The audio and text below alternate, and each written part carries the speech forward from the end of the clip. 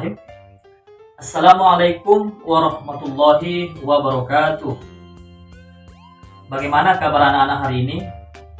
Semoga semua sehat dan tetap semangat belajarnya ya. Alhamdulillah, berjumpa lagi dengan saya pada materi Quran Hadis kelas 8. Hari ini kita akan mempelajari yaitu tentang berbagi infak dan sedekah, ataupun menjelaskan pengertian infak dan manfaat infak bagi diri dan orang lain. Harta kekayaan yang dimiliki seseorang tentunya jika dipakai untuk berbagi, dipakai untuk membantu orang lain, maka itu akan menjadi ladang amal bagi orang tersebut. Sebaliknya, jika harta itu bertumpuk dan tidak dikeluarkan untuk membantu dan memberikan manfaat kepada yang lain, maka harta itu bisa jadi menjadi laknat bagi pemilik harta tersebut.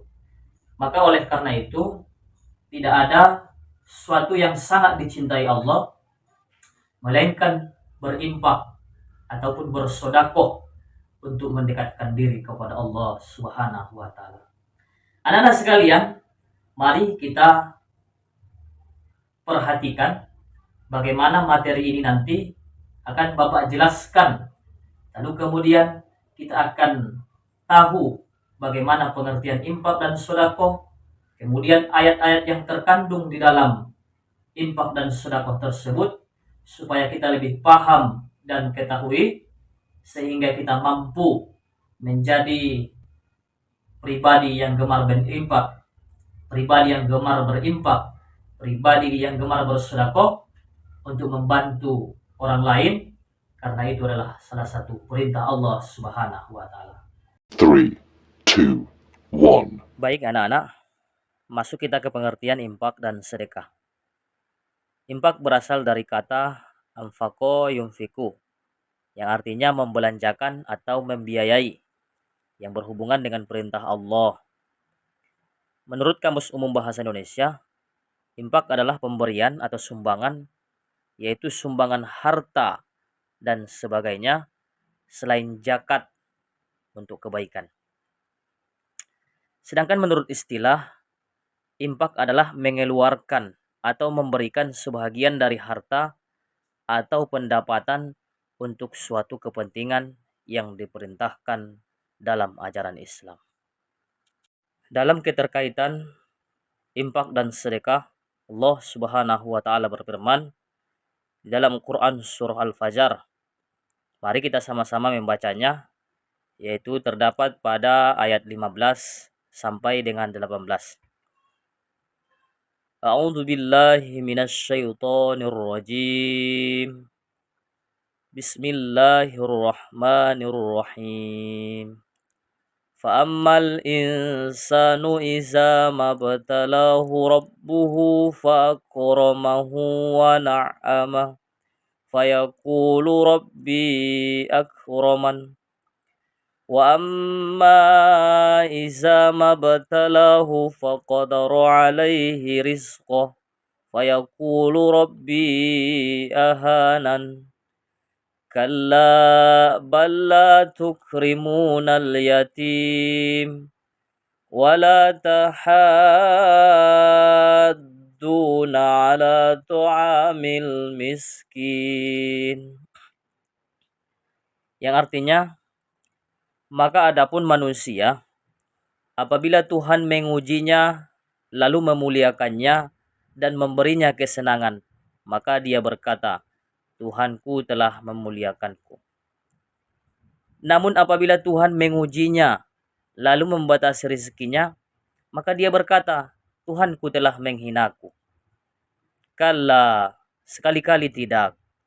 Bahkan kamu tidak memuliakan anak yatim, kata Allah. Dan kamu tidak saling mengajak memberi makan fakir miskin. Maka adapun isi kandungan di dalam Al-Quran surah Al-Fajr ayat 15 sampai 16 dijelaskan bahwa kecenderungan manusia merasa mulia dengan rezeki yang diberikan oleh Allah Subhanahu wa taala. Padahal tidak demikian. Sesungguhnya harta itu hanyalah ujian dan cobaan bagi mereka.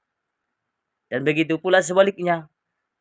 Jika mereka diberikan kesempitan rezeki, mereka menganggap Allah Subhanahu wa taala menghinakan mereka.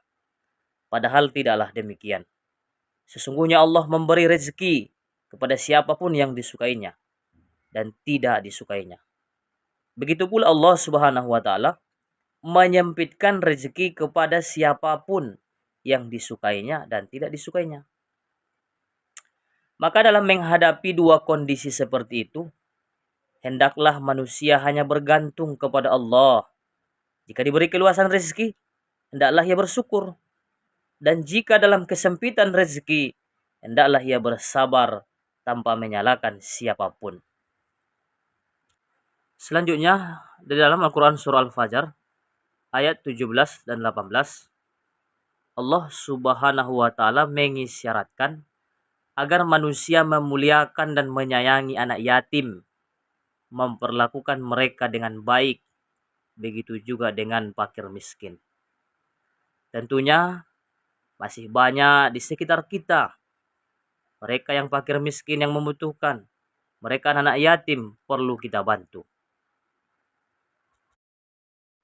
Di samping itu juga Allah Subhanahu wa taala berfirman di dalam Al-Qur'an surah Al-Baqarah ayat 254 bahwasanya Allah memerintahkan orang-orang yang beriman supaya menafkahkan daripada hartanya.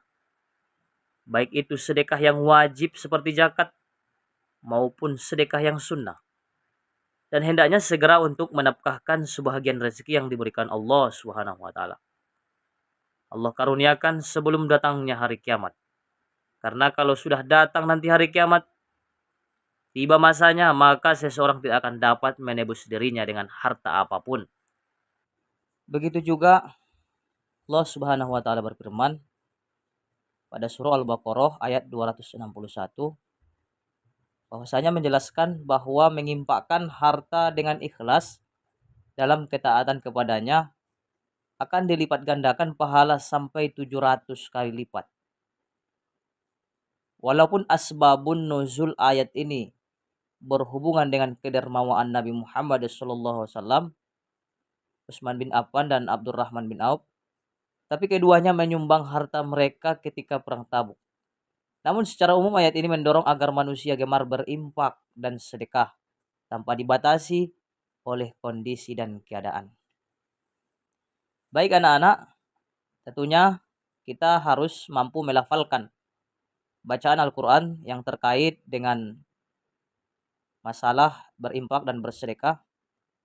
Lalu kemudian nanti kita akan berdiskusi bersama teman-teman dengan membentuk kelompok dan mempersiapkan masing-masing diri untuk membacakan ayat Al-Quran yang ada dalam kaitan infak dan sedekah dan kemudian diperdengarkan oleh teman-teman semuanya.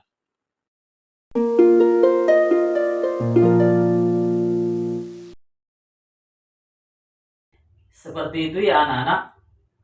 Semoga apa yang kita pelajari hari ini bisa memotivasi dan mengingatkan kita untuk selalu berbagi infak dan sedekah kepada sesama.